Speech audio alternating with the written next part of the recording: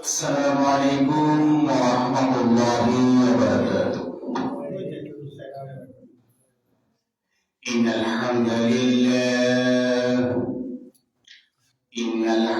لله نحمده ونستعينه ونستغفره ونعوذ بالله من شرور أنفسنا ومن سيئات أعمالنا من يهده الله فلا مضل له ومن يضلله فلا هادي له ونشهد أن لا إله إلا الله وحده لا شريك له ونشهد أن سيدنا وحبيبنا ومولانا محمدا عبده ورسوله الذي أرسله بالحق بشيرا ونذيرا وداعيا إلى الله بإذنه وسراجا منيرا فقد قال الله تعالى في كلامه المجيد وفرقان الحميد أعوذ بالله من الشيطان الرجيم بسم الله الرحمن الرحيم إن الله وملائكته يصلون على النبي يا أيها الذين آمنوا صلوا عليه وسلموا تسليما اللهم صل على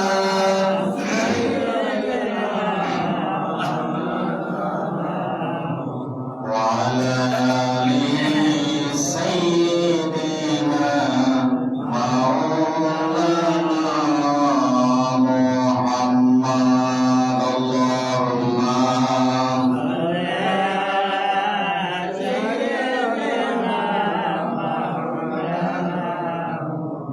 وعلى آل سيدنا مولانا محمد رسول আমার ভালোবাসা রসুল আমার আলো আশা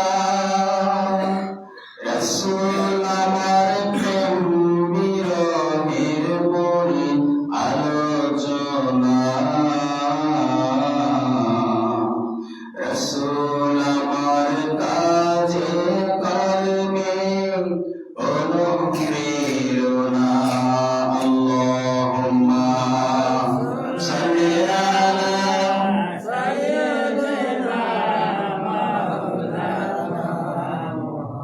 وعلى آل سيدنا مولانا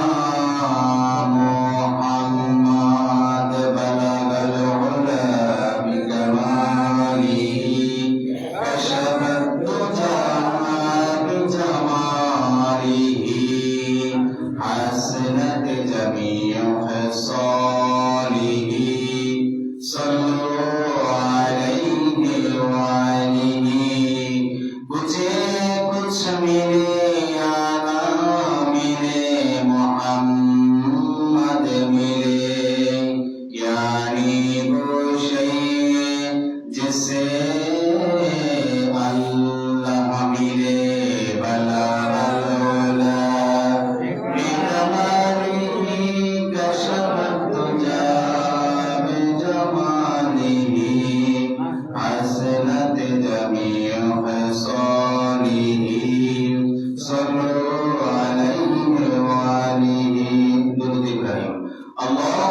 صل على محمد وعلى آل محمد كما صليت على إبراهيم وعلى آل إبراهيم إنك حميد مجيد اللهم بارك على محمد وعلى آل محمد كما باركت على إبراهيم وعلى آل إبراهيم إنك حميد مجيد সকল প্রশংসার মালিক কে? আল্লাহ। কেউ যেটা শোনে না সেটা শোনে কে? আল্লাহ। কেউ যেটা বোঝে না সেটা বোঝে কে? আল্লাহ। কেউ যেটা দেয় না সেটা দেয় কে? আল্লাহ। সে আল্লাহর কাছে আল্লাহর দরবারে শুকরিয়া আদায় করব। রাজি আছেন ইনশাআল্লাহ? আল্লাহ তাআলা আমাদেরকে পবিত্র রমাদান আল মুবারাকে আজকে সপ্তম রমজান সালাতুল জুমা আদায় করার পরে এই মাসটা যেই কারণে সবচেয়ে বেশি তাৎপর্যপূর্ণ হয়ে গেছে, গুরুত্বপূর্ণ হয়ে গেছে, ফজিলতপূর্ণ হয়ে গেছে, সেই কিতাব, সেই কোরআনকে সামনে রেখে সেই কিতাব থেকে শোনার জন্য আল্লাহ তাআলা আমাদেরকে অনেক মানুষ থেকে বাছাই করে আল্লাহ তাআলা আমাদেরকে হেদায়েতের মজমা, হেদায়েতের মজলিসে আমাদেরকে বসায় এবং কোরআন থেকে তাফসীর শোনার তৌফিক দিয়েছেন। এই জন্য যে রব্বুল ইজ্জতুল জালাল আমাদেরকে বাছাই করে, পছন্দ করে, মায়া করে, দয়া করে আমাদেরকে এখানে বসার তৌফিক দিয়েছেন, সেই রব্বুল ইজ্জতুল জালালের দরবারে আমরা কালিমাতুশ শুকর আদায় করছি আলহামদুলিল্লাহ। আমরা তাফসীর শুনতে বসতে পেরে খুশি না বেজা? বেশি খুশি না কম খুশি? আবার বলি আলহামদুলিল্লাহ। সর্ব অবস্থায় প্রশংসা শুনিয়ে দিতে হবে কাকে? আল্লাহকে। আল্লাহকে প্রশংসা শুনিয়ে দিলে তিনি খুশি না বেজা? খুশি। প্রশংসা করলে আল্লাহর নাম না আল্লাহ? বলেন তো, আল্লাহর নাম নাকি আপনাদের নাম? আপনাদের নাম। আপনি পৃথিবীর কোন মানুষ যদি, একজন মানুষও যদি আল্লাহর কোন প্রশংসা না করে, আল্লাহর কসম করে বলছি, আল্লাহর যে বরত্ব, আল্লাহর যে প্রভুত্ব, আল্লাহর যে রুবুবিয়তে ইলাহির যে সিফাত, যে গুণ, এখান থেকে এক চুল পরিমাণ কোনো কমতি হয় না। আল্লাহু আকবার। তাহলে আমরা পৃথিবীতে আল্লাহর প্রশংসা করি, যত ইবাদত করি, সব কিছু কাদের জন্য? আমাদের জন্য।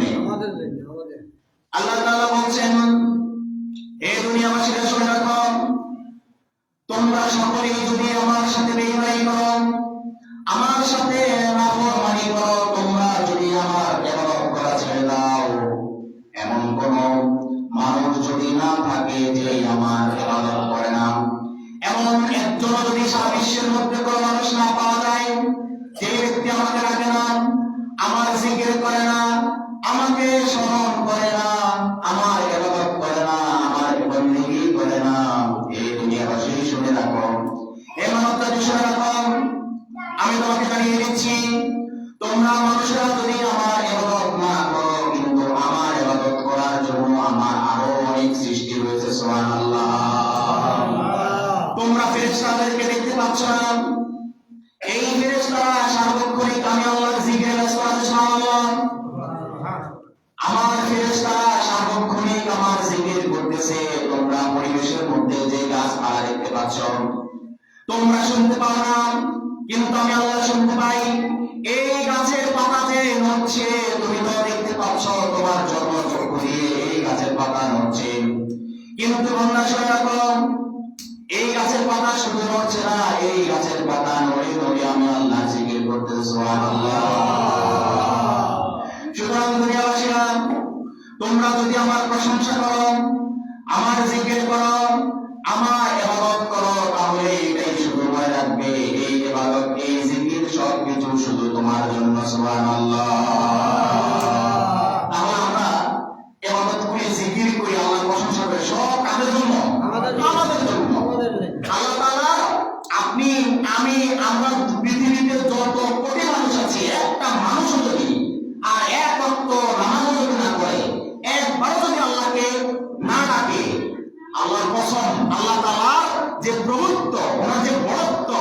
বিশালত্ব, ওনার যে আল্লাহ তাআলার যে ক্ষমতা পাওয়ার, সেখানে এক বিন্দু পরিমাণ ঘাটতি হবে না।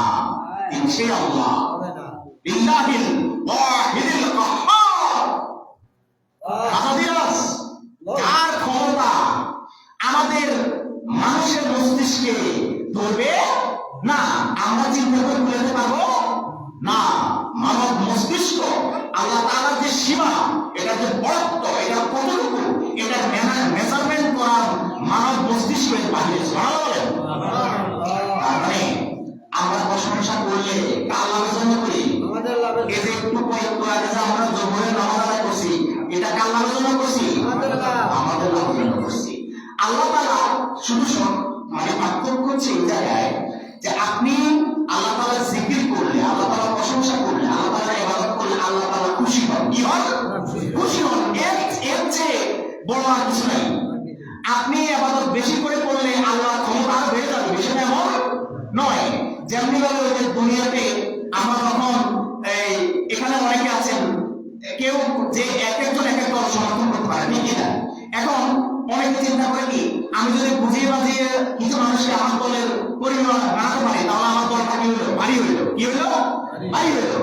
আর যে দল থেকে ছুটে যাবে, ওই দলটা কি হইলো? হালকা হয়ে গেল, দুর্বল হয়ে গেল। তাহলে যে দলটা ভারী হয়ে গেল, ওই দলটা সামনে ক্ষমতা দেওয়ার কি থাকে? সম্ভাবনা থাকে। তাহলে দুনিয়ার মধ্যে আপনি মানুষকে বুঝিয়ে বাজিয়ে আপনার দলে যোগ দেওয়ালে আপনার দলের ক্ষমতা বাড়বে, করবে, এটা স্বাভাবিক। কিন্তু দুনিয়ার কোন মানুষ যদি আল্লাহ তাআলার ইবাদত না করে, এখানে আল্লাহ তাআলা একজনের যথেষ্ট। He is quite enough. He is fair enough to deploy and to apply all of his activities, all of his power, only one, exclusively over the world. Allahu Akbar. তিনি একমাত্র একজনই যথেষ্ট, যিনি তার ক্ষমতাকে এককভাবে সারা বিশ্বের মধ্যে প্রভাবিত করতে যিনি সক্ষম। তার কোন আপনার কর্মীর দরকার আছে? কর্মীর দরকার আছে? ওনার মন্ত্রীর দরকার আছে? এমপির দরকার আছে? কিছু দরকার নাই। তিনি একজনে যথেষ্ট সারা বিশ্বকে পরিচালনা করার জন্য, লিড দেওয়ার জন্য। তিনি একজন যথেষ্ট, একাই একজন। তার কোন এখানে শরীর, কোন সমকক্ষের, কোন পার্টনারের দরকার নাই। তাহলে আমরা সব অবস্থায় প্রশংসা করবো কার জন্য? আল্লাহর জন্য। কার লাভের জন্য? আমাদের লাভের জন্য। কার লাভের জন্য? আমাদের লাভের জন্য। এই জন্য মুআজ্জাজ রোজাদার ভাইরা, আমরা সবসময় আল্লাহ তাআলার জিকির করব, আল্লাহ তাআলার প্রশংসা করব, শুধুমাত্র আমাদেরই লাভের জন্য। প্রিয় ভাইরা, গতকালকে কথা বলেছিলাম সূরাতুল বাকারার 1 থেকে 5 নম্বর আয়াত পর্যন্ত। কোথায় পর্যন্ত? 1 থেকে 5 নম্বর আয়াত পর্যন্ত তাফসীর আমরা শুনেছিলাম। আচ্ছা, আজকে আমরা 6 নম্বর আয়াত থেকে ইনশাআল্লাহ আমরা শুরু করব। তো যথারীতি আল্লাহ তাআলা বলছেন, বান্দা তোমার পেছনে শয়তান একটা আছে, এই শয়তানকে আমি সুযোগ দিয়ে রেখেছি। কারণ শয়তান যেদিন মারদুদ হয়ে যায়, বিতাড়িত হয়ে যায়, সে আল্লাহ তাআলার কাছে কয়েকটা দাবি করছিল। তার মধ্যে নতুন একটা দাবি হচ্ছে, হে আল্লাহ তাআলা, আপনি তো আদমকে সম্মান না করার কারণে একটা জিনিস খেয়াল রাখবেন, আমাদের মধ্যে একটা বিভ্রান্তি কাজ করে অনেক সময়, যে সিজদা তো শুধু আল্লাহ তাআলাকে করবে, তাহলে আদম আলাইহিস সালামকে কেন সিজদা করতে বলেছে? প্রশ্ন আর কি না, একটু ক্লিয়ার করে দেন। মনে রাখবেন, পৃথিবীতে আল্লাহ তাআলা ছাড়া আর কারো কাছে আপনার এই কপাল নিচু হবে না। আল্লাহু আকবার। আর সবার সামনে আপনার কপাল কি থাকবে? উঁচু থাকবে। আপনি অর্থাৎ কপালকে ঝুঁকিয়ে দেওয়া মানে হচ্ছে আপনি তার কাছে কি, আপনি তাকে সিজদা করেছেন, মাথা নত করেছেন। আজকে আমাদের দেশে অনেক মাথা আছে কিনা দেখতে যায়, পীর সাহেবের সিজদা করা আছে কিনা? আছে কিনা? আছে। আমাদের দিকে নেই, আলহামদুলিল্লাহ। কিন্তু এখন অনেক দিকে আছে। হ্যাঁ, সিজদা করে, আমি সেটাই বলছি। তো যে সমস্ত মাথার মধ্যে গিয়ে সিজদা করে, এরা একদম সরাসরি আল্লাহ তাআলার সাথে কি করতেছে? শিরক করতেছে। কি করতেছে? শিরক করতেছে। অথচ সিজদা পাওয়ার একমাত্র উপযুক্ত মালিক কে? আল্লাহ। পৃথিবীর কোন মানুষ, পৃথিবীর কোন রাজা, পৃথিবীর কোন বাদশা, কোন নবী, কোন পীর, কেউ আর সিজদা পাবে না। যদি আল্লাহ তাআলার পরে যদি কেউ সিজদা পাওয়ার জন্য উপযুক্ত হতো, তাহলে কে হতো? নবীরা হতো। কারাও তো নবীরা। কিন্তু কোন নবী বলেছেন তার উম্মতদেরকে যে আমাকে সিজদা করা বলেছেন? বলেছেন। তাহলে আমাদের দেশে এই যে কিছু গণ্ডমূর্খ পীরের মুরিদরা আছে, এরা কি বুঝে তাদের পীরকে সিজদা করতে যায়? প্রশ্ন রাখি কিনা? তার মানে আল্লাহ তাআলা এদেরকে একটু পরে আপনারা শুনবেন যে এদের সমস্যা কি, এদের রোগ কি রোগ হয়েছে, আল্লাহ তাআলা কোরআন থেকে ইনশাআল্লাহ আপনাদেরকে আমি শুনিয়ে দেবো। কারণ আল্লাহ তাআলার কোরআনে আল্লাহ তাআলা সব কিছু বলে রেখেছেন, কিন্তু আমাদের সমস্যা হচ্ছে আমরা করতেও জানি না, পড়ার চেষ্টাও করি না, বা কোনো জায়গায় যখন এটার আলোচনা হয় তখন আমরা সেখানে বসতেও চাই না, তার কারণ আমরা জানি না। আমি প্রথম দিন আপনাদের বলেছি আমরা কিন্তু এখানে ফরজ এলেম অর্জনে আছি। কি এলেম অর্জনে? ফরজ এলেম অর্জনে আছি। কোরআনের এলেম অর্জন করা ফরজ, বেলাসক নিঃসন্দেহে কোরআনের এলেম আপনাকে অর্জন করতেই হবে, ফরজ। আপনি ক্লাস 1ও পড়েন নাই, আল্লাহ তাআলা আপনাকে এটা জিজ্ঞেস করবেন না। আপনি নাম দস্ত করে জানেন না, আল্লাহ তাআলা আপনাকে এটা জিজ্ঞেস করবেন না।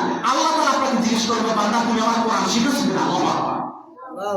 তুমি আমার কোরআন শিখেছো কিনা? কারণ কোরআন শিখা তোমার জন্য আমি ফরজ করেছি।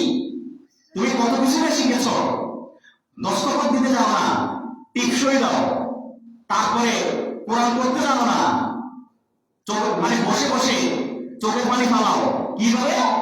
একটা চোখের পানি ফালানোর দুটা কারণ আছে। একটা হচ্ছে বুঝে বুঝে, মানে আল্লাহর কোরআনের আয়াতের যে মর্মার্থ এটা বুঝে চোখের পানি ফেলছে।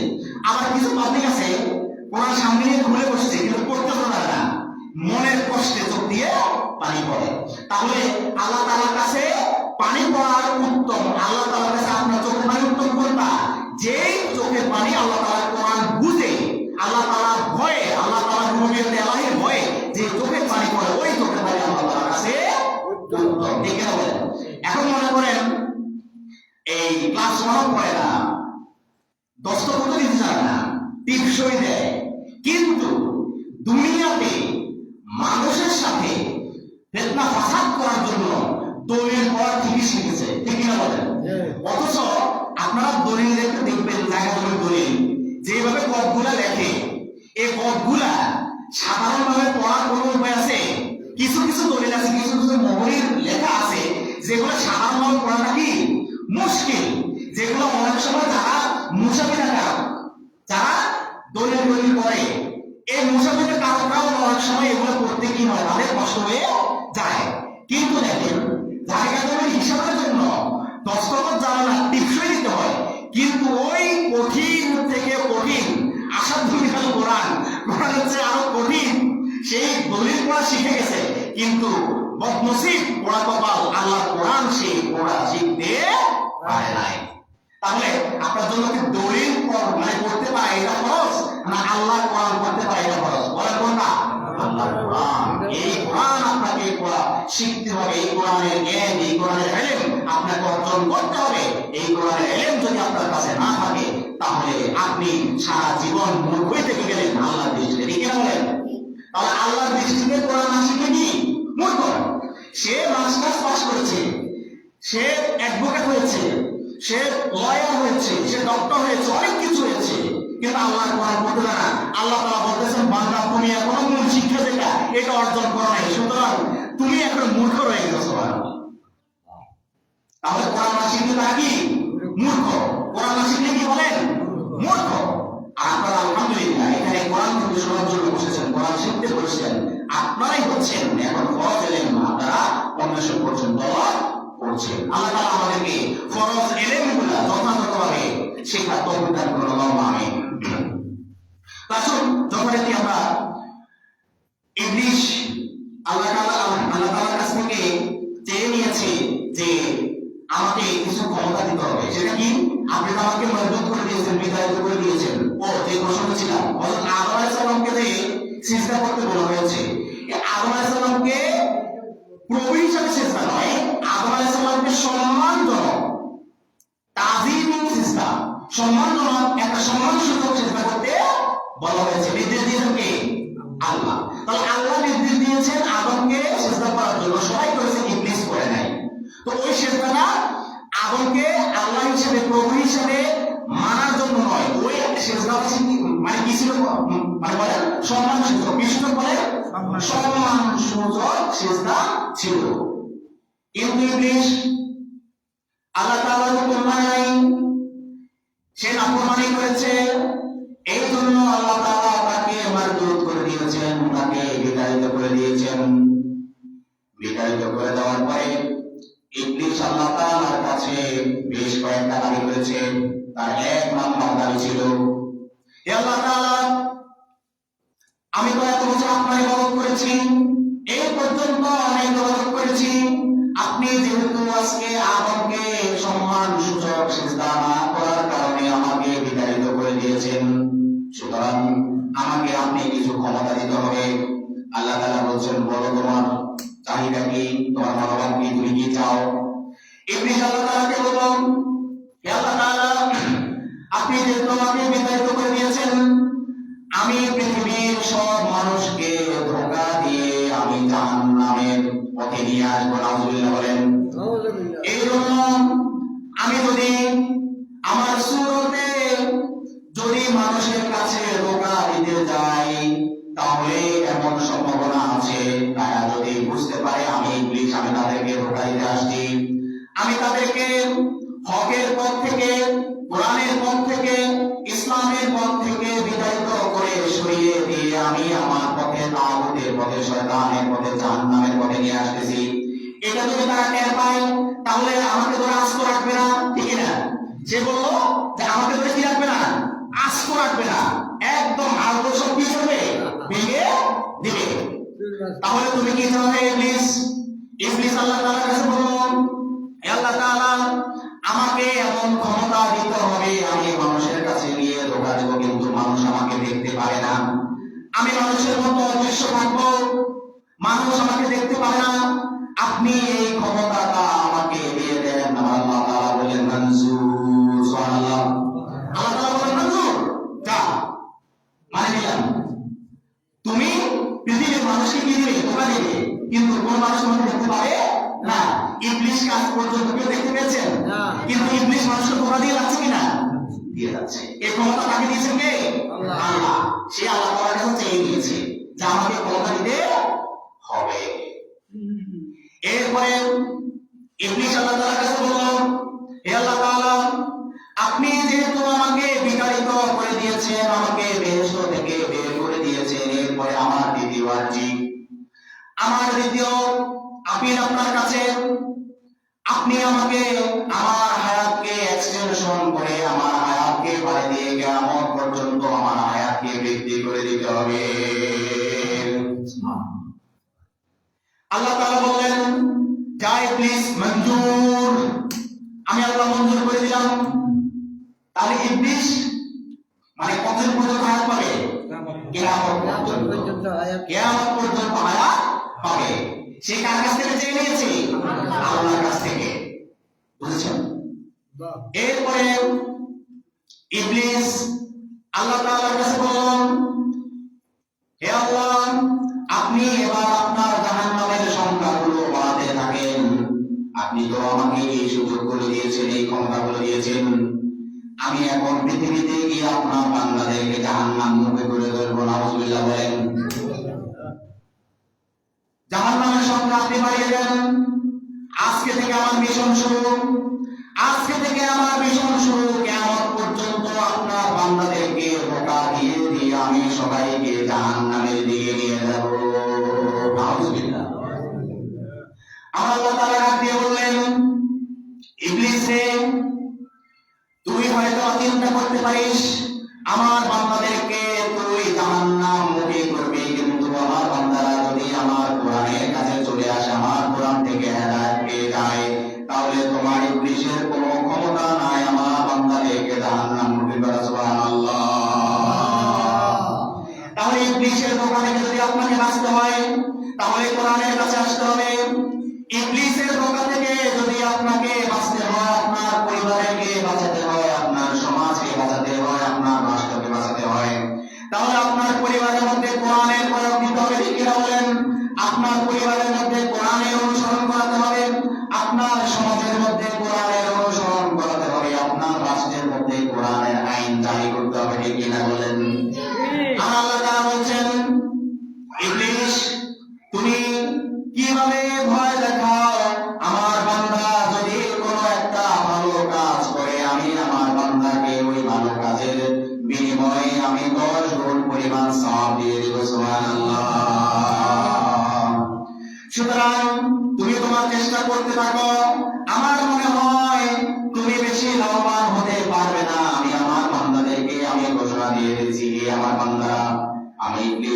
থাকে তোমাদেরকে আমি সচেতন করে দিচ্ছি সব সময় ইবলিশ থেকে পানাহ চাওয়ার জন্য। আমি আল্লাহর কাছে সব সময় এইভাবে তোমরা দোয়া করবে। দোয়াটা আল্লাহ তাআলা শিখিয়ে দিয়েছেন। সবাই বলেন আউযু বিল্লাহি মিনাশ শাইতানির রাজিম। সবাই বলেন আউযু বিল্লাহি মিনাশ শাইতানির রাজিম। এর মানে হচ্ছে, এর অর্থ হচ্ছে আউযু আমি পানাহ চাই, আমি রক্ষা চাই, আমি পানাহ চাই, আমি মুক্তি চাই। আউযু বিল্লাহি মিনাশ শাইতানির রাজিম। আউযু বিল্লাহি আমি আল্লাহ তাআলার কাছে পানাহ চাই, আমি আল্লাহ তাআলার কাছে মুক্তি চাই। আউযু বিল্লাহি মিনাশ শাইতানির রাজিম। মিনাশ শাইতানির রাজিম শয়তানের ওয়াসওয়াসা থেকে, শয়তানের ধোঁকা থেকে আমি আল্লাহ তাআলার কাছে শয়তানের ধোঁকা থেকে, শয়তানের ওয়াসওয়াসা থেকে সব সময় আল্লাহ তাআলার কাছে পানাহ চাই। সুবহানাল্লাহ। তাহলে যখনই দেখবেন যে আপনার কোনো খারাপ কিছু মনে আসতেছে, খারাপ কোনো কিছু চিন্তা থেকে আসতেছে, তখন সাথে সাথে বলবেন কি আউযু বিল্লাহি মিনাশ শাইতানির রাজিম। বারবার শুরু করতে হবে। কি বলবেন? বলেন আউযু বিল্লাহি মিনাশ শাইতানির রাজিম। শয়তানের ওয়াসওয়াসা থেকে, শয়তানের ধোঁকা থেকে আপনাকে মুক্ত করবেন কে? আল্লাহ। তো যেহেতু কোরআন শুনতে বসেছি, এখন কোরআন শুনতে বসলেও শয়তান ধোঁকা দেয়। শয়তান কি দেয়? ধোঁকা দেয়। সে সবসময় আপনার পেছনে আছে, শয়তান ধোঁকা দেয়। তাহলে এখন কোরআন শুনতে গিয়ে যাতে করে শয়তান আমাদেরকে ধোঁকা দিতে না পারে, এটার জন্য আল্লাহর কাছে পানাহ চাইতে হবে কিনা? আল্লাহ তাআলা বলেন ফাস্তাইজ বিল্লাহি মিনাশ শাইতানির রাজিম। বান্দা তুমি শয়তানের বিরুদ্ধে আমার কাছে পানাহ চেয়ে নাও। সুবহানাল্লাহ। আসুন আমরা বিদায় থেকে দূর শয়তানের ওয়াসওয়াসা থেকে আল্লাহ তাআলার কাছে পানাহ চাই। সবাই বলেন আউযু বিল্লাহি মিনাশ শাইতানির রাজিম। বিসমিল্লাহির রাহমানির রাহিম।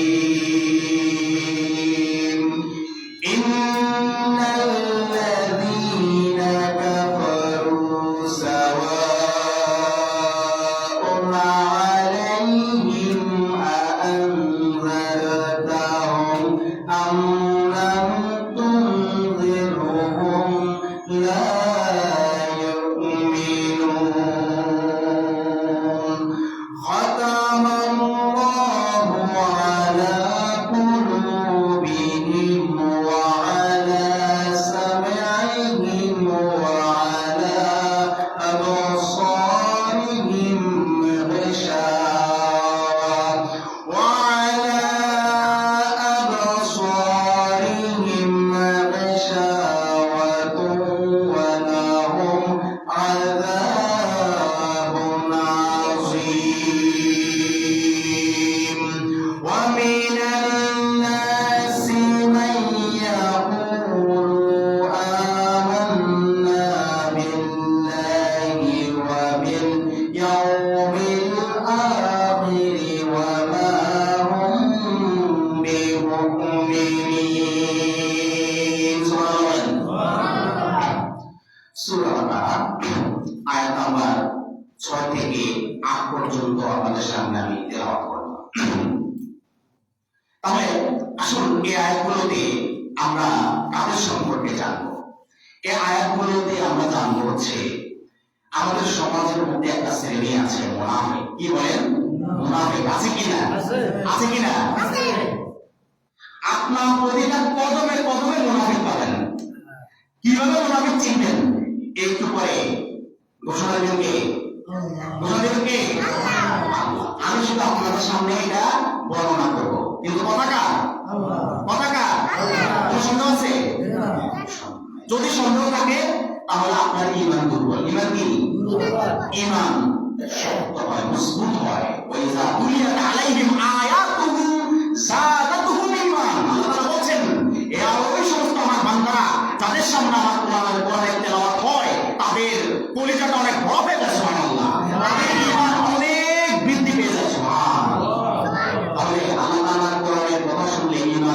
বাড়বে। ইমান কি করবে? কিন্তু ইমান কমবে কাদের? মুনাফিকদের। কাদের? মুনাফিকদের। তাহলে আমরা কি মুনাফিক চিনে সঠিকভাবে সমাজে চলতে চাই কিনা? চাই। এখন আল্লাহ তাআলা সূরা বাকারা 6 নম্বর আয়াতের মধ্যে বলছেন, ইন্নাল্লাযীনা কাফারু সাওয়াউন আলাইহিম আআনজারতাহুম আম লাম তুনজিরহুম লা ইউমিনুন। আল্লাহ তাআলা বলছেন, নিশ্চয়ই যারা কুফরি করেছে, নিশ্চয়ই যারা আল্লাহকে অস্বীকার করেছে, তার বিধান সমূহকে অস্বীকার করেছে, এ নবী আপনি তাদেরকে ভয় প্রদর্শন করুন বা নাই করুন, আপনি তাদেরকে ভয় দেখান আর নাই দেখান, তাতে তাদের কিছুই যায় আসে না। এর কারণ হচ্ছে তারা ঈমান আনবে না। নাউযুবিল্লাহ বলেন। আল্লাহ তাআলা বলেন, হে আমার নবী মুহাম্মদ সাল্লাল্লাহু আলাইহি ওয়াসাল্লাম, আপনি তো দাওয়াত দিয়ে যাচ্ছেন, দ্বীনের দাওয়াত দিয়ে যাচ্ছেন, ইসলামের দাওয়াত দিয়ে যাচ্ছেন, কোরআনের দাওয়াত দিয়ে যাচ্ছেন, আল্লাহ তাআলার দাওয়াত দিয়ে যাচ্ছেন। আপনি দাওয়াত দিতে পারেন, কিন্তু আপনার আশেপাশে এমন কতিপয় লোক রয়েছে যারা আমি আল্লাহ তাআলাকে অস্বীকার করেছে। আপনি 100 বার 1000 বার যদি আপনি তাদেরকে দাওয়াত দেন, তাহলেও তাদের কিছু যায় আসে না। তারা যেহেতু কুফরি করেছে, এই জন্য তারা আমার উপর ঈমান আনবে না। নাউযুবিল্লাহ বলেন। সুতরাং হে নবী সাল্লাল্লাহু আলাইহি ওয়াসাল্লাম, আপনি খামখা তাদের জন্য চেষ্টা করে কোনো লাভ নাই। তাদের জন্য আপনি চেষ্টা করে লাভ নাই, কারণ তারা অন্তর থেকে তারা সিদ্ধান্ত নিয়ে রেখেছে যে তারা আমার উপর ঈমান আনবে না। তাহলে এই আয়াতটা নাযিল হয়েছে মদিনায়। কোথায় বলেন? মদিনায় নাযিল হয়েছে। তাহলে আল্লাহ তাআলা বলছেন যে যারা কুফরি করেছে, ইন্নাল্লাযীনা কাফারু, যারা কুফরি করেছে, ওয়া সাওয়াউন আলাইহিম, এটা তাদের জন্য সমান, আনজারতাহুম আম লাম তুনজিরহুম, আপনি তাদেরকে ভয় দেখান আর না দেখান, আপনি তাদেরকে সতর্ক করেন আর না করেন, লা ইউমিনুন, তারা কি আনবে না? ঈমান আনবে না। সমাজের মধ্যে এরকম অনেক মানুষ আছে কিনা যে আপনি যতই দাওয়াত দেন, তারা প্রথমে চুপ করে শুনে থাকে, কিন্তু পিছনে যায় আপনার বদনাম নাই। আছে কিনা? আছে কিনা? আপনি তাদেরকে কোরআনের দাওয়াত দিলেন, ইসলামের দাওয়াত দিলেন, দ্বীনের দাওয়াত দিলেন, কথা তো শুনলই না, পেছনে গিয়া আপনার সমালোচনা করে কিনা? করে। ওই দিন আমি হ্যাঁ হ্যাঁ রাইট। এখন আসেন, নবী করিম সাল্লাল্লাহু আলাইহি ওয়াসাল্লাম মদিনার জীবনে যখন ইসলামের দাওয়াত দিচ্ছিলেন, তখন এমন কিছু লোক ছিল যারা রাসূল করিম সাল্লাল্লাহু আলাইহি ওয়াসাল্লাম বারবার তাদেরকে দাওয়াত দিচ্ছেন, বারবার তাদেরকে কি দিচ্ছেন? দাওয়াত দিচ্ছেন। কিসের দাওয়াত? কোরআনের দাওয়াত দিচ্ছেন, ইসলামের দাওয়াত দিচ্ছেন। এখন যত দাওয়াত দিচ্ছেন, আল্লাহ রাসূল কিন্তু খেয়ে হারিয়ে ফেলেন না, তিনি কিন্তু হতাশ হন না, তিনি বারবার চেষ্টা করছেন। He was trying more and more. তিনি বারবার চেষ্টা করে যাচ্ছিলেন। আল্লাহ তাআলা এই আয়াত নাযিল করে দিয়ে বলছেন, হে আমার হাবিব, হে আমার দোস্ত নবী মুহাম্মদ সাল্লাল্লাহু আলাইহি ওয়াসাল্লাম, আপনাকে আমি জানিয়ে দিচ্ছি, কারণ আমি আল্লাহ তাআলার অন্তরের খবর জানি, আপনি নবী মুহাম্মদ জানেন না। আমি আপনাকে জানিয়ে দিচ্ছি। কি জানিয়ে দিচ্ছি? আপনি যদি তাদেরকে 100 বার, 200 বার, 300 বার, 1000 বার কিয়ামত পর্যন্ত যদি আপনি তাদেরকে ইসলামের দাওয়াত দেন, দ্বীনের দাওয়াত দেন, কোরআনের দাওয়াত দেন, এতে তাদের কিছু যায় আসে না। মূল সমস্যা হচ্ছে তারা ঈমান আনবে না। তাহলে সমাজের মধ্যে এরকম অনেক লোক আছে, তাদেরকে আপনি বারবার কোরআনের দাওয়াত দিবেন, নামাজের দাওয়াত দিবেন, রোজার দাওয়াত দিবেন, তারা শুধু কি শুনে থাকবে। আবার অনেক কাছে শুধু শুনে থাকে না, রিয়াক্ট করে। ঠিক কিনা বলেন? রিয়াক্ট করে, রিয়াকশন করে, আপনাকে উল্টা কি করে? রাগ হয়। এরকম মানে বেঈমান আমাদের সমাজ আছে কিনা? আছে।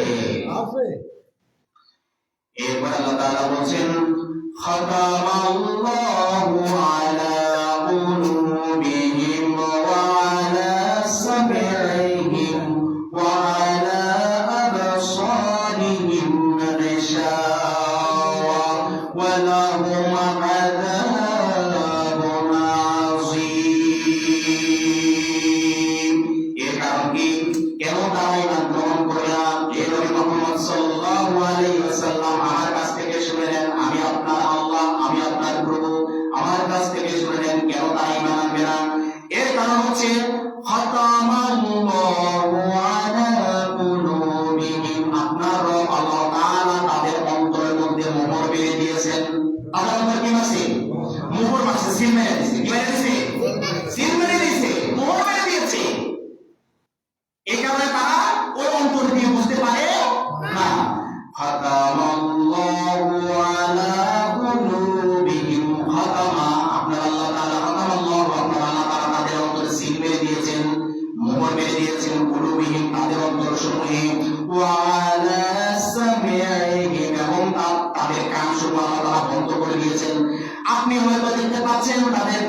আছে, কিন্তু তাদের এই কানকে আমি আল্লাহ তাআলা বন্ধ করে দিয়েছি। সুবহানাল্লাহ।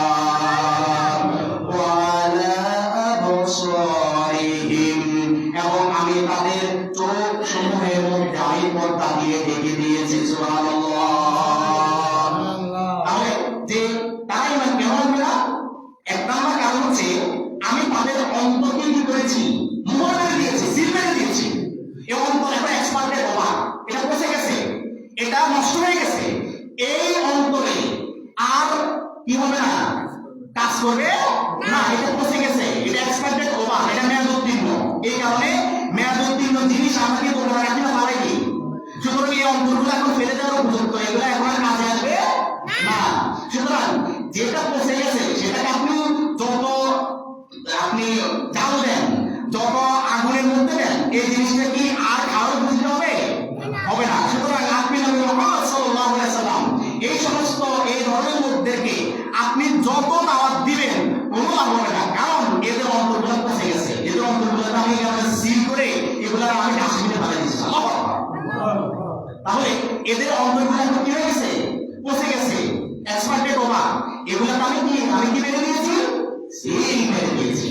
এরপরে আমি কি করেছি, আতামাল্লাহু আলা কুলুবিহিম ওয়া আলা সামিইহিম, তাদের কান সমূহ আমি পর্দা দিয়ে ঢেকে দিয়েছি, তাদের কান সমূহকে আমি বন্ধ করে দিয়েছি। কানকে কি করে দিয়েছি, বন্ধ করে দিয়েছি। আপনি হয়তো দেখতে পাচ্ছেন তারা আপনার কথা শুনতে পাচ্ছে, কিন্তু হেদায়েতের কথা শুনে ওটা বুঝতে পেরে তারা যে হেদায়েতের পথে আসবে এই সুযোগ আর তাদের শ্রবণশক্তির মধ্যে নাই। তাদের কান সমূহ কি হয়ে গেছে, বন্ধ হয়ে গেছে। তাদের কান সমূহ ডেড ওভার হয়ে গেছে, ডেড ফেল হয়ে গেছে। ঠিক কিনা বলেন? তাদের কান সমূহ কি হয়ে গেছে, বয়রা হয়ে গেছে, ডেড ফেল হয়ে গেছে, বন্ধ হয়ে গেছে। এই কানগুলো এখন আর আপনার রবের কথা শুনেও বুঝতে পারবে না। আমি আল্লাহ তাদের কান সমূহকে বন্ধ করে দিয়েছি। এরপরে আমি কি করেছি,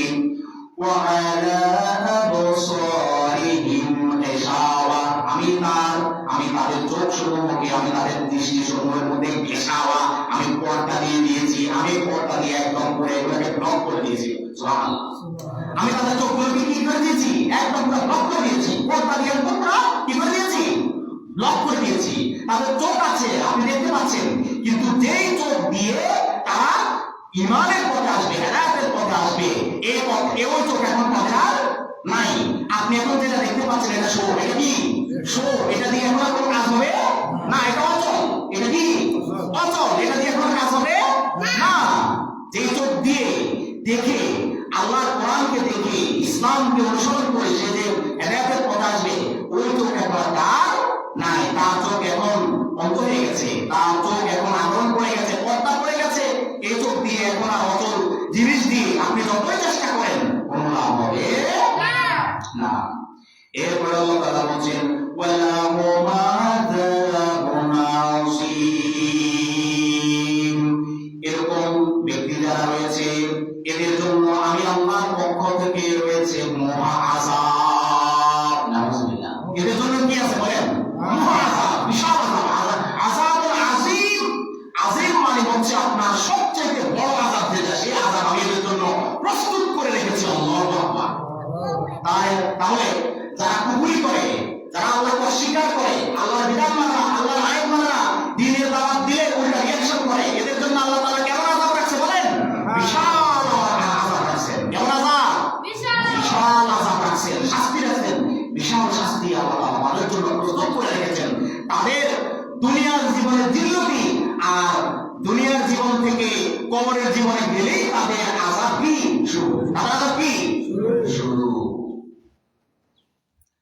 এরপরে আল্লাহ তাআলা বলেন, ওয়া মিনান নাসি মান ইয়াকুলু আমান্না বিল্লাহি ওয়া বিল ইয়াউমিল আখির ওয়া মা হুম বিমুমিনিন। আল্লাহ তাআলা বলেন, ওয়া মিনান নাসি মান ইয়াকুলু, মানুষদের মধ্যে এমন কতিপয় লোক রয়েছে, মানুষদের মধ্যে এমন কতিপয় লোক রয়েছে যারা বলে, ইয়াকুলু আমান্না, আমরা সবাই ঈমান এনেছি, বিল্লাহি আল্লাহ তাআলার প্রতি, ওয়া বিল এবং আখিরাতের প্রতি। মানুষদের মধ্যে এমন কতিপয় লোক রয়েছে যারা তোমাদের সামনে বলে বেড়ায় আমরা তো আল্লাহ তাআলার উপর ঈমান এনেছি এবং আখিরাত দিবসের উপরেও আমরা বিশ্বাস স্থাপন করেছি। ওয়া মা হুম বিমুমিনিন, কিন্তু আমার নবী আপনি শুনে রাখেন আসলে তারা মূলত মুমিনদের অন্তর্ভুক্ত নয়। তারা আপনার সামনে ঘুরে বেড়াবে, আপনার উম্মতদের সামনে ঘুরে বেড়াবে যে তারা আল্লাহ তাআলার উপর ঈমান এনেছে এবং আখিরাত দিবসের প্রতি ঈমান এনেছে, কিন্তু আমি আল্লাহ তাআলা আপনাদেরকে সতর্ক করে দিচ্ছি মূলত তাদের অন্তরে কোনো ঈমান নাই। তাদের অন্তরে কি নাই? না, আপনাদেরকে মুখে বলবে আমরা তো আল্লাহ তাআলার উপর কি আছি? ঈমান আছি, আখিরাতে কি করছি? বিশ্বাস করছি, কিন্তু আল্লাহ তাআলা সতর্ক করে দিচ্ছেন না, তাদের মুখের কথা শুনে তাদেরকে খুব একেবারে অন্তরের সাথে জড়ায় দেওয়া, মুখের সাথে জড়ায় দেওয়া এটা শুধু নাই, কিন্তু এরকম কতিপয় লোক রয়েছে যাদের অন্তর আসলে কি নাই? ঈমান নাই। ওয়া হুম বিমুমিনিন, আসলে তারা ঈমানদার নয়। তাহলে এরকম চরিত্রের যারা রয়েছে এদেরকে বলা হয় মুনাফিক। এদেরকে কি বলা হয়? মুনাফিক। এখন আসেন ঈমানটা কি আমরা একটু বুঝি।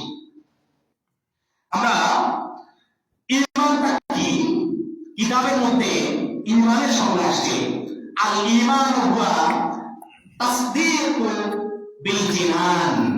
আল ঈমানু হুয়া তাসদীকু বিল জিনান, তাকরারু বিল লিসান ওয়া আমালু বিল আরকান। সুবহানাল্লাহ। কিতাবের মধ্যে আসছে ঈমানের সংজ্ঞা হচ্ছে আল ঈমান হুয়া তাসদীকু বিল জিনান। তাসদীকু বিল জিনান মানে হচ্ছে অন্তরে বিশ্বাস করা। কি করা? অন্তর। তাসদীক মানে বিশ্বাস করা, বিল জিনান মানে হচ্ছে হৃদয় দিয়ে, অন্তর দিয়ে। কি দিয়ে? বলেন বলেন, কি দিয়ে? এক নম্বরে কি দিয়ে বিশ্বাস করতে হবে? অন্তর দিয়ে। দুই নম্বর হচ্ছে যে তাসদীকু বিল জিনান তাকরারু বিল লিসান। দুই নম্বর হচ্ছে আপনার মুখে স্বীকৃতি দিতে হবে। মুখে কি দিতে হবে? স্বীকৃতি দিতে হবে। স্বীকৃতি কি? লা ইলাহা ইল্লাল্লাহু মুহাম্মাদুর রাসূলুল্লাহ। তাহলে এটাকে প্রথমে কিসে বিশ্বাস করতে হবে? অন্তরে। প্রথমে অন্তরে ধারণ করতে হবে। দুই নম্বরে এটাকে কিসে স্বীকৃতি দিতে হবে? মুখে। মুখে বলে স্বীকার করতে হবে। তিন নম্বর হচ্ছে যে আমালু বিল আরকান, আপনার ব্যক্তি জীবনে এটা প্রয়োগ ঘটানো, মানে আপনার কাজকর্মে ইসলামের প্রয়োগ দেখানো, ইসলামকে প্রয়োগ করা, ইসলামকে ব্যবহার করা। কিসের মাধ্যমে? আপনার কাজের মাধ্যমে। তাহলে তিনটা ভাব খেয়াল করেন। ঈমানের কয়টা ভাব? কয়টা ভাব? সংজ্ঞা থেকে আমরা তিনটা ভাব পেয়েছি। প্রথম স্বীকৃতি বলেন কি? অন্তরে। প্রথম কি? প্রথম কি? অন্তরে। দুই নম্বরে মুখে। দুই নম্বর তিন নম্বর কাজে। তিন নম্বর কাজে। তাহলে এক নম্বরে আমাদের কি করতে হবে? অন্তর বিশ্বাস করতে হবে। দুই নম্বর মুখে স্বীকৃতি দিতে হবে। তিন নম্বর কাজে প্রয়োগ করতে হবে। এরপরে আবার আসেন ঈমান এবং ইসলাম, এই দুটা বাকি। এই দুটার সংজ্ঞায় উলামায়ে কেরাম কিতাবের মধ্যে সংজ্ঞা লিখেছেন আল ঈমানু হুয়া ইনকিয়াদুল বাতিনিয়্য ওয়াল ইসলামু হুয়া ইনকিয়াদুজ যাহিরিয়্য। সুবহানাল্লাহ।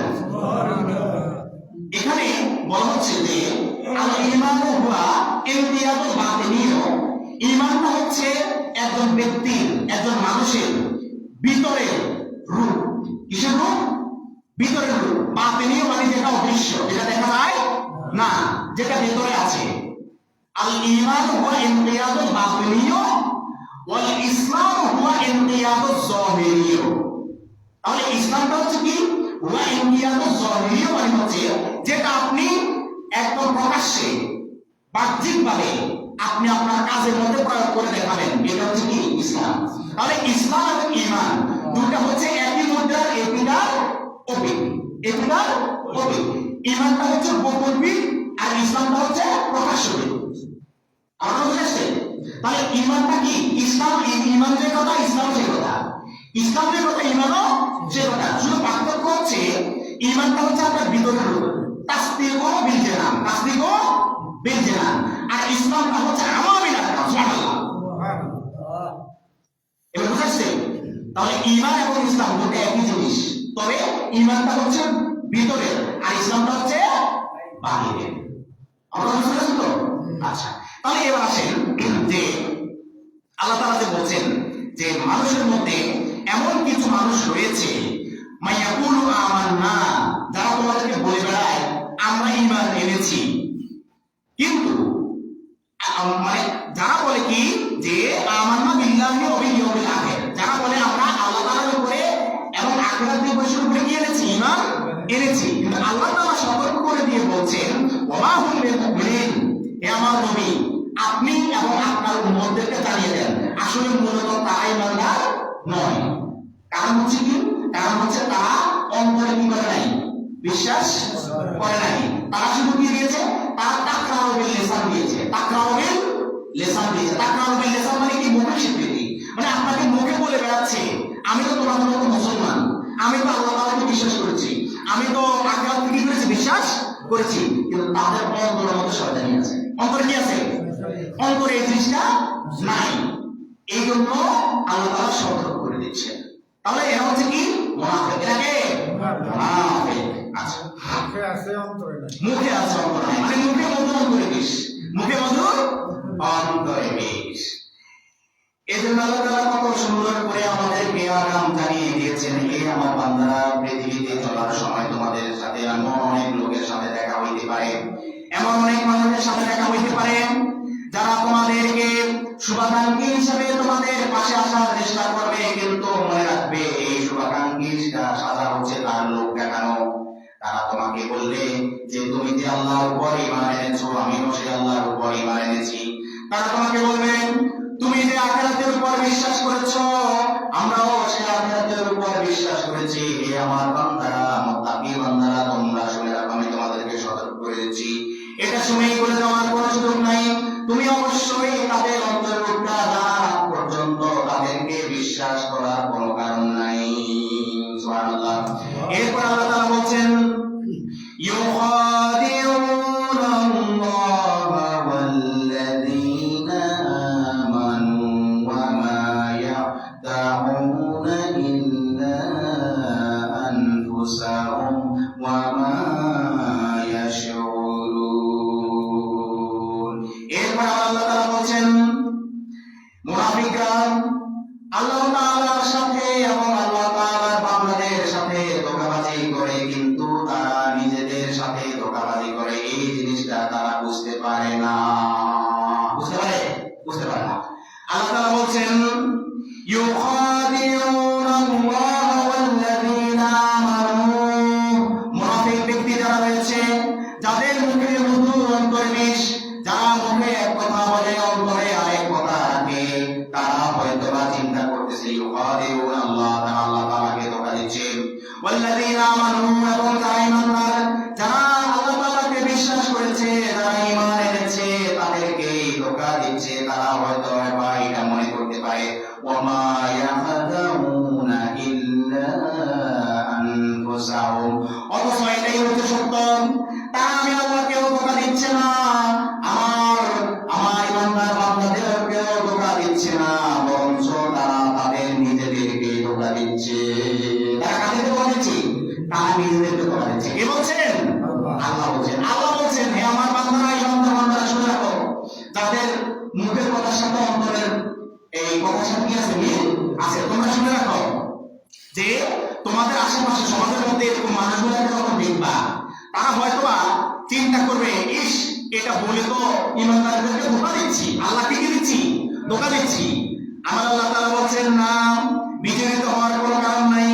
আমি তোমাদেরকে জানিয়ে দিচ্ছি ওয়া মা ইয়াখদাউনা ইল্লা আনফুসাহুম, না হে আমার বান্দারা, যারা মুনাফিক রয়েছে তারা আমি আল্লাহকেও ধোঁকা দিতে পারতেছে না, তোমাদেরকেও ধোঁকা দিচ্ছে না, বরঞ্চ শুধুমাত্র তারা তাদের নিজেদেরকে প্রতিনিয়ত ধোঁকা দিয়ে যাচ্ছে। তাহলে তারা নিজেদেরকে কি ধোঁকা দিয়ে যাচ্ছে। ওয়া মা ইয়াশউরুন, কিন্তু তারা তাদের নিজেদেরকে ধোঁকা দিচ্ছে, তারা সেটা বুঝতে পারে না। তারা বুঝতে পারে না। অর্থাৎ তারাও চিন্তা করতেছে আমি তো ঈমানদারদের ভিতরে ঢুকে ঈমানদারের মতো প্যাঁচ লাগাই দিচ্ছি। আল্লাহ তাআলাও ধোঁকা শিকার হচ্ছে, ঈমানদাররাও ধোঁকা শিকার করছেন, কিন্তু আল্লাহ তাআলা বলছেন না, তারা তাদের নিজেদেরকেই ধোঁকা দিচ্ছে। আসলে তারা যে নিজেরা ধোঁকা খাচ্ছে এই জিনিসটাও তারা বুঝতে পারতেছে না। কারা? মুনাফিকরা। কারা? মুনাফিকরা। মুনাফিকদের মুখের আর অন্তরের সাথে মিল থাকে? মিল থাকে? মিল থাকে না। আমরা একটু জিকির করি, লা ইলাহা ইল্লাল্লাহ, লা ইলাহা ইল্লাল্লাহ, লা ইলাহা ইল্লাল্লাহ, লা ইলাহা ইল্লাল্লাহ, লা ইলাহা ইল্লাল্লাহ, লা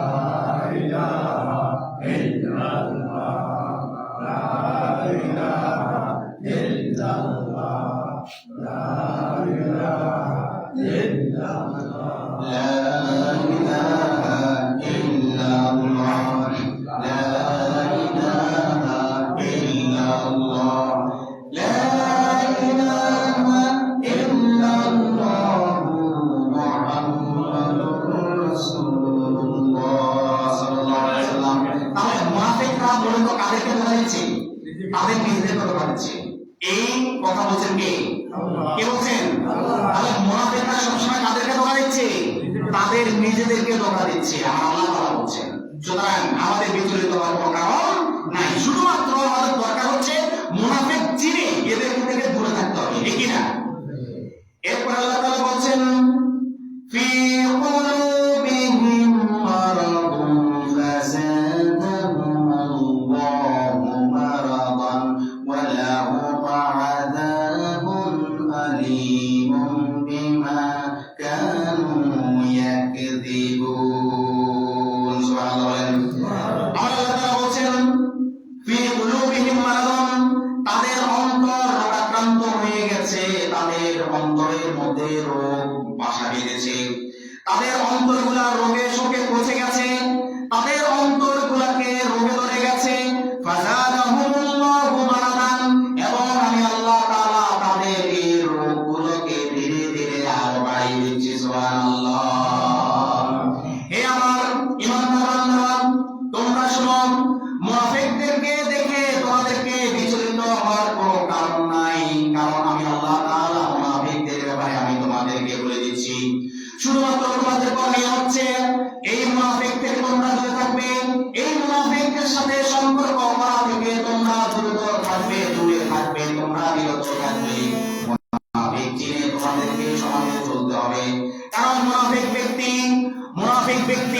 সব সময় দিনের ক্ষতি করে, ইসলামের ক্ষতি করে, তোমাদের সবার ক্ষতি করে। এই জন্য মুনাফিক ব্যক্তিদের জন্য আমি অনেক বড় আযাবের ব্যবস্থা করে রেখেছি। এই মুনাফিক ব্যক্তিরা তারা মনে করছে তারা আমি আল্লাহকে ধোঁকা দিচ্ছে, তোমরা ইমানদার যারা রয়েছো তাদের আল্লাহ তাআলাকে ধোঁকা দিচ্ছে এবং তোমাদেরকে ধোঁকা দিচ্ছে, অথচ আমি তোমাদেরকে আমি ব্যক্তিদের অন্তরসমূহ আমি রোগাক্রান্ত করে দিয়েছি।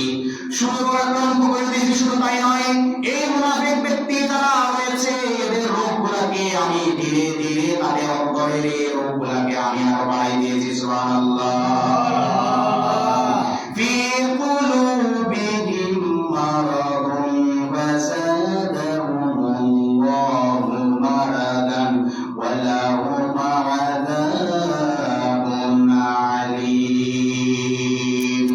আমি কি শুধুমাত্র তাদের রোগগুলোকে বাড়িয়ে দিচ্ছি শুধু তাই নয়, এরপরে আমি তাদের জন্য রেখেছি ওয়া লাহুম আযাবুন আলীম, আমি তাদের জন্য অনেক বড় কঠিন শাস্তি আমি প্রস্তুত করে রেখেছি। সুবহানাল্লাহ।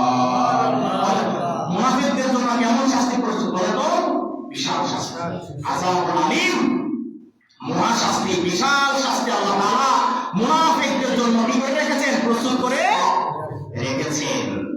কার কথা? আল্লাহর কথা। তাহলে মুনাফিকদের এক নম্বর হচ্ছে মুনাফিকদের অন্তরে কি রোগ আছে? কি আছে? কি আছে না? এই অন্তরের মধ্যে রোগ শোক ঢুকে গেছে এবং আমি আল্লাহ তাআলা এই রোগকে আরো কি করে দিচ্ছি? বাড়িয়ে দিচ্ছি ক্রমে ক্রমে। শুধু রোগে বাড়িয়ে দিচ্ছি না, আমি আল্লাহ তাআলা তাদের জন্য ওয়ালাহুম আযাবুন আলীম, আমি তাদের জন্য অনেক বড় কঠিন শাস্তি আমি তাদের জন্য প্রস্তুত করে দিয়েছি। আল্লাহু আকবার। তাদের জন্য কেমন শাস্তি বলেন? অনেক বড় তাদের জন্য রয়েছে। এরপর আল্লাহ তাআলা বলছেন বিমা কানু ইয়াকযিবুন, কারণ তারা মিথ্যাবাদী। এর কারণ কি? তারা মিথ্যাবাদী। মুনাফিকের আলামত কয়টা জানেন? আয়াতুল মুনাফিকে সালাসা। আয়াতুল মুনাফিকে সালাসা। মুনাফিকের আলামত কয়টা? মুনাফিকের আলামত কয়টা? তিনটা। হাদিস বলছি। কি বলছি? হাদিস বলছি।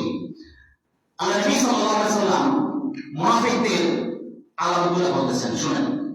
মুনাফিকদের কি দেখে আল্লাহ তাআলা রাসূল সাল্লাল্লাহু আলাইহি ওয়াসাল্লাম বলেন তোমরা কি দেখে মুনাফিক চিনবে? আমি নবী থেকে শুনে নাও। আল্লাহ রাসূল বলেন আয়াতুল মুনাফিকে সালাসা। ওয়াইদা ওয়াদা আখলাফা, যখন সে ওয়াদা করে তখন খেলাফ করে। ওয়াদা করে কি করে? খেলাফ করে। ওয়াইদা হাদাসা কাযিবা, যখন সে কথা বলে মিথ্যা কথা বলে। কথা বললে কি বলে? মিথ্যা কথা বলে। ওয়াইদা উরতুক মিনাহু খানা, তার কাছে যদি আপনি কোনো আমানত দেন সেটা থেকে খেয়ে বসে থাকে। তাহলে আমরা প্রথমত মুনাফিকের আলামত কয়টা পাইছি? কয়টা পাইছি? তিনটা। এক নম্বর কি? আলামত খেয়ানত করে। আলামত কি করে? খেয়ানত করে। আলামত কি করে? খেয়ানত করে। দুই নম্বর কথা বললে মিথ্যা বলে। তিন নম্বর তার কাছে আপনি আমানত দিলে খেয়ানত করে, কথা বললে মিথ্যা বলে, ওয়াদা করলে খেলাফ করে। ওয়াদা করলে কি করে? খেলাফ করে। তাহলে এই মুনাফিকের এই তিনটা বড় আলামত। এই তিনটা কি বড় আলামত? এছাড়া মুনাফিকের আরো কিছু আলামত আছে। এছাড়াও এগুলো হাদিস থেকে পেয়েছি আমরা। আরো কিছু আলামত আছে। সে কথা বললে অশ্লীল কথা বলবে। সে যখন কথা বলবে সে কি মানে কি অশ্লীল কথা বলবে, খারাপ কথা বলবে, অশ্লীল কথা বলবে, ফাহিশা কথা বলবে। এটাও কে? মুনাফিক। এটাও কে? মুনাফিক। তারপরে সে যখন নামাজে দাঁড়াবে তখন মানে শুধু কাজ করবে। একবার এখানে চুলকাবে, একবার এখানে চুলকাবে, একবার টুপিটা ঠিক করবে, একবার জামা টান দিবে, একবার নাক চুলকাবে, একবার কাশি দিবে। এরা কে? মুনাফিক। এরা কে? মুনাফিক। আপনার পাশে দাঁড়িয়েছি আপনাকে ধোঁকা দেওয়ার জন্য। বলছেন কে? আল্লাহ। তাহলে মুনাফিক চেনার জন্য এই যে সওয়াবগুলা, কারণগুলা, আলামতগুলা, এগুলা আল্লাহ তাআলা রাসূল সাল্লাল্লাহু আলাইহি ওয়াসাল্লাম হাদিসের মধ্যে আমাদেরকে একদম পরিষ্কার করে তিনি আমাদেরকে বুঝিয়ে দিয়েছেন যে আমার উম্মতরা তোমরা মুনাফিক কিভাবে চিনবে। এই হচ্ছে মুনাফিক চেনার আলামত। তাহলে মুনাফিক আমরা কিভাবে চিনবো? এক নাম্বার, আমরা যদি মুখের কথা থেকে শুরু করি। এক নাম্বার, সে কথা বললে কি বলবে? মিথ্যা বলবে। কথা বলবে কি বলবে? এই যে মিথ্যা যে বলবে, আল্লাহ তাআলা বলেন বিমা কানু ইয়াকসিবুন, কারণ তারা মিথ্যাবাদী। আল্লাহ তাআলা কি বলেন? কারণ তারা কি মিথ্যাবাদী। তাহলে মুনাফিকরা কি বলেন? মিথ্যাবাদী। মুনাফিকরা কথা বলে কি বলে? মিথ্যা বলে। তারপরে তারা যখন ওয়াদা করে সেটা কি করে? খেলাফ করে। ওয়াদা করলে কি করে? ভঙ্গ করে। আজকাল তো ওয়াদার কোনো মূল্যই নেই। আজকাল সমাজে আপনি দেখেন ওয়াদার যে কি বেহাল দশা। আপনাকে এই যে কথা প্রসঙ্গে একটা আসছে এজন্য বলছি যে কিছুদিন আগে আমাদের ফার্নিচারের জন্য বড় একটা গাছ, অনেক বড় একটা গাছ, একটা গাছে আমাদের একবার এই দোকান পুরো ঘরের ফার্নিচার হয়ে গেছে। তো ওই গাছটা কাটানোর জন্য ওই যে যারা গাছ কাটে আর কি, যারা গাছ কাটে লেবার শ্রমিক যারা, ওনাদের কয়েকজনের সাথে কথা বললাম। একজন কথা দিয়েছে, ওয়াদা করেছে, সে কন্ট্রাক্ট যে সে যদি আমরা তাকে শুধু গাছের কন্ট্রাক্ট দিই তাহলে 15,000 টাকা, আর যদি টাকা আমরা ক্রেন সহ দিই, অনেক মোটা গাছ তো এমনি দিতে পারবে না, ক্রেন লাগবে। ক্রেন দিয়ে নিলে 25,000 টাকা ক্রেন সহ, ক্রেন ছাড়া কত? 15,000 টাকা। এখন আমি তো এক জায়গায় যাচাই করার পরে সে তো আমাকে 15,000 টাকা বলে দিয়েছে। ওয়াদা দিয়েছিলাম যে 15,000 টাকা দিলে আমি আপনাকে কি করে দেবো। কিন্তু কয়েকদিন পরে যখন আমি তাকে আবার নক দিলাম যে ঠিক আছে 15,000 টাকা দেবো, ক্রেন আমি ব্যবস্থা করবো, আমার কাছে কেটে দাও, সে এখন বলতেছে আমি ওই কথা নাই। সে বলতেছে কি ওই কথা নাই, ওয়াদার কোনো মূল্য আছে? ওয়াদার কোনো মূল্য আছে? এখন আসেন, আজকে যদি এই ওয়াদা সে বন্ধ না করে যদি আমি করতাম, কারণ আমার গায়ে কি আছে? সাদা পাঞ্জাবি আছে, জুব্বা আছে কিনা, মাথায় টুপি আছে কিনা, মুখে দাঁড়িয়ে আছে কিনা, নামাজ কালাম মানে পড়ি কিনা, যদি এই ওয়াদাটা আমি ভঙ্গ করতাম বদনামের আর কোনো শেষ থাকতো না। কিন্তু সে এক কথায় তার ওয়াদা ভঙ্গ করেছে, এখানে কোনো সমস্যা হয় নাই। কিন্তু আল্লাহ তাআলার কাছে সে কি হয়ে গেছে? মুনাফিক হয়ে গেছে। কি হয়ে গেছে? মুনাফিক হয়ে গেছে। এরকম অসংখ্য আছে, অসংখ্য মানুষ দেখবেন এরকম আছে যে আপনার সাথে কিরকম ওয়াদা, কিন্তু এর পাশেও নাই। আসলে এরা কি করতেছে? মুনাফিকি করতেছে। কি করতেছে? মুনাফিকি করতেছে। সুতরাং আমরা এমন কোন ওয়াদা দেব না যেটা আমাদের পক্ষে সম্ভব নয়। আমরা ওয়াদা দিতে হলে জেনে বুঝে দিতে হবে, কারণ ওয়াদা পূর্ণ করা উচিত। আপনি যদি ওয়াদা পূর্ণ না করেন তাহলে আপনার গুনাহ হবে, আপনি মুনাফিকের খাতায় চলে যাবেন। নাউজুবিল্লাহ। তাহলে ওয়াদা করার সময় জেনে বুঝে করতে হবে।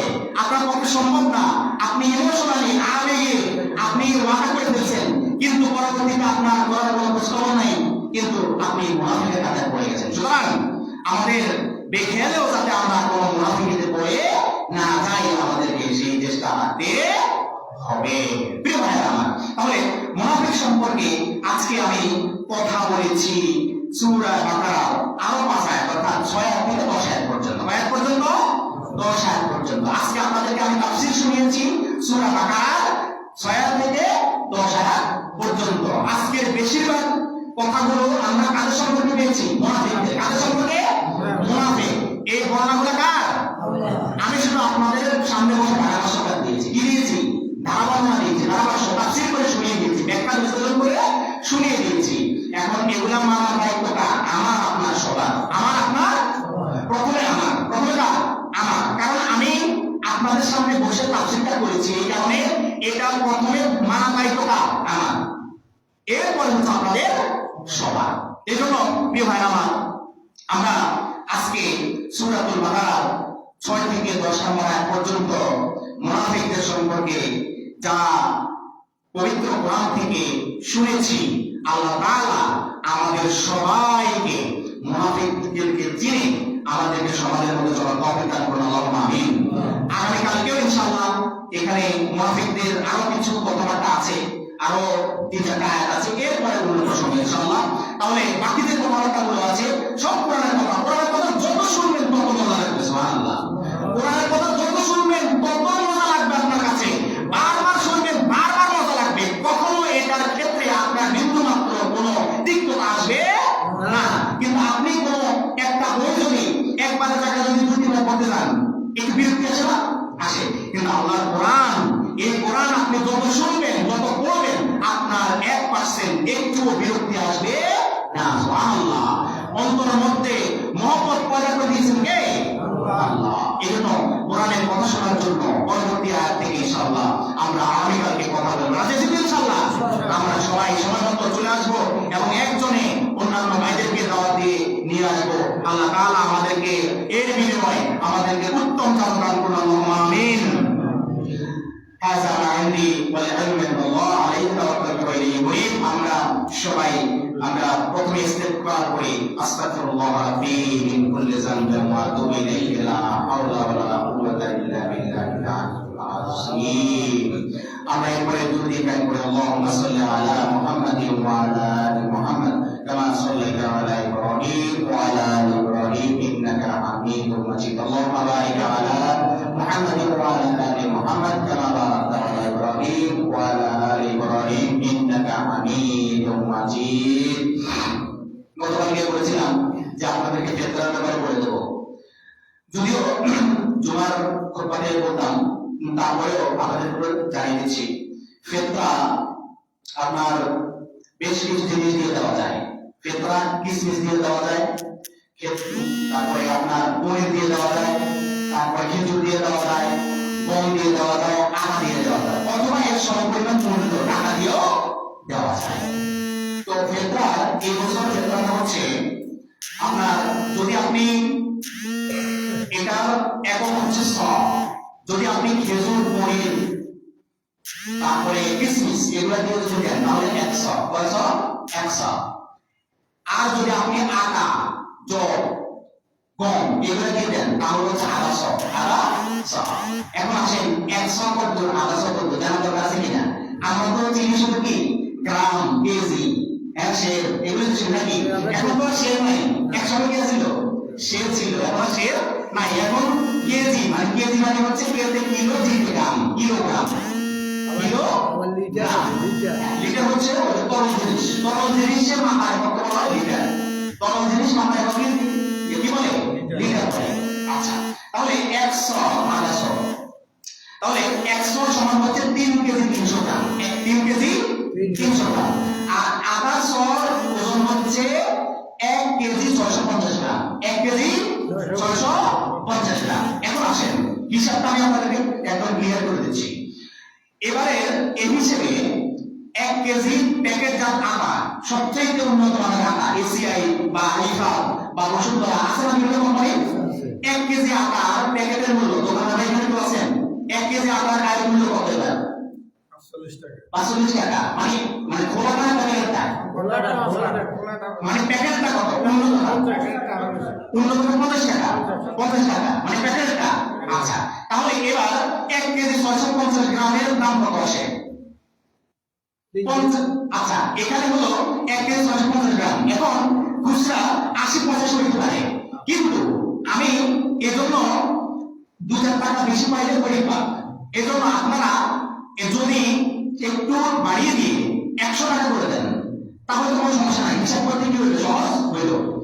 এখন আপনি যদি খেজুর, কিশমিশ বা কোন পনির দিয়ে দেন তাহলে আপনার ফিতরা আসবে 2800 টাকা, 2600 টাকা।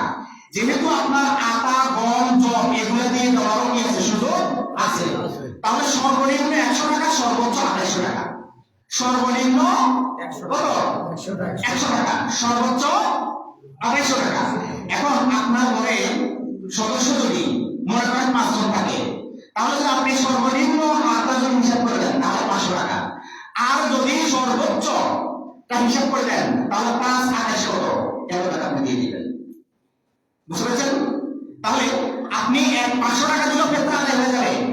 5 28 কত, মানে 5 2800 কত, এই পরিমাণ টাকা দিলেও ফিতরা আদায় হয়ে যাবে। এটা হচ্ছে আপনি যে জিনিসটা দিয়ে দিবেন। এখন আপনি যদি 15 দিয়ে দেন, খেয়াল করেন, 15 দিয়ে দিলেও ওই জিনিসটাই দিতে হবে। আর যদি ওই 15 দিলে সব পরিমাণ টাকা দেন তাহলে ওই টাকা দিলেও হবে। তাহলে সর্বনিম্ন কত টাকা? 100 টাকা, সর্বোচ্চ 2800 টাকা। কত টাকা? 2800 টাকা। এই হার আপনারা ইনশাআল্লাহ এবার ফিতরাটা দিয়ে দেবেন। اللهم آمين. اللهم أنت السلام ومنك السلام، تبارك يا ذا الجلال والإكرام. ربنا آتنا في الدنيا حسنة وفي الآخرة حسنة وقنا عذاب النار يا رب العالمين. আমরা আপনার পবিত্র কালামের তাফসীর শোনার পরে আপনার শাহী দরবারে আমরা হাত তুলেছি। আল্লাহ তাআলা পবিত্র কোরআনের তাফসীর শুনে আমরা যা বুঝতে পেরেছি এর আমল আমাদের বাস্তব জীবনে করার তৌফিক দান করেন আল্লাহ।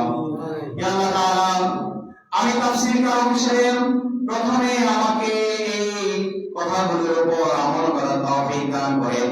এরপরে আমার মুসলিম ভাই যারা রয়েছে, আমার শ্রোতা মণ্ডলী যারা রয়েছে, তাদেরকেও এই কথাগুলোর উপরে আমল করার তৌফিক দান করেন।